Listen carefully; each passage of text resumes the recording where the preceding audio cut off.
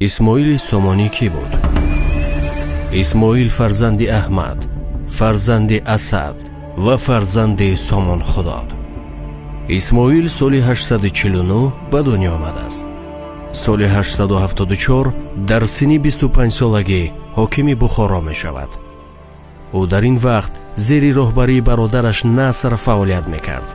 سال 892 او به جای برادرش نصر حاکم کل ماورانهر شد. ماورانهر این نام عربی است. نام تاجیکیش باشد ورارود. حدود امروزه تاجیکستان و ازبکستان، ترکمنستان و قرقیزستان و یک قسم قزاقستان را می گفتند. سال 900 اسماعیل در جنگ امیر خراسان امر لیث را شکست داده امیر خراسان می شود. به هیئت دولت او تمام آسیای میانه، افغانستان امروزه و شمال و شرق ایران داخل می شد. خدمت اساسی اسماعیل آن بود که همه ملک های تاجیک نشین را در یک دولت به هم آورده، زبان پارسی تاجیکی را در قلمرو دولت خود گسترش داد.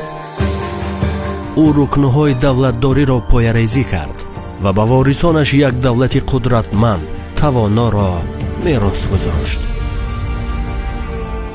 اسماعیل سال 907 دنیای فانی را پدرود گفت و به جای او پسرش احمد امیری خراسان شد.